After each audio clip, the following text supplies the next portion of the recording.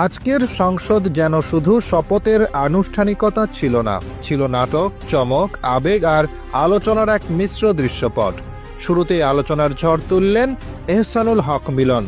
অনেকে তাকে ডাকেন হেলিকপ্টার মিলন নামে। শপথ অনুষ্ঠানে কিছুটা দেরিতে পৌঁছান তিনি, আর তারপর প্রোটোকলের নিয়ম না মেনে লোহার বেড়ার উপর দিয়েই লাফ। পাশে থাকা পুলিশ সদস্যরা হতবাক। ৬৮ বছর বয়সেও এমন ফিটনেস, এমন তেজ। কেউ কেউ অবাক হয়ে বলছিলেন, এ যেন তরুণদেরও হার মানানো এনার্জি। ক্যামেরায় ধরা পড়ে সেই মুহূর্ত, আর সামাজিক মাধ্যমে মুহূর্তেই ছড়িয়ে যায়।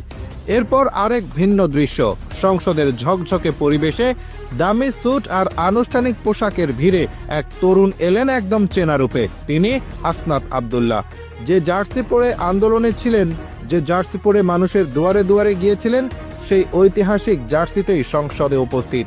চাইলেই তিনি দামি গাড়ি, দামি স্যুটে হাজির হতে পারতেন, কিন্তু না, তিনি যেন বার্তা দিলেন, আমি যেমন ছিলাম তেমনই আছি। সরলতা কখনো কখনো সবচেয়ে বড় শক্তি হয়ে দাঁড়ায়। তার উপস্থিতি সংসদে আলাদা এক মাত্রা যোগ করল। এদিকে পরিবার নিয়ে সংসদে উপস্থিত হন তারেক রহমান। কন্যা জাইমা রহমান নীরবে বসে দেখছেন বাবার শপথ গ্রহণ। চোখে গভীর মনোযোগ, মুখে শান্ত অভিব্যক্তি। একটি মুহূর্ত যেখানে রাজনীতি মিলেছে পারিবারিক আবেগের সঙ্গে।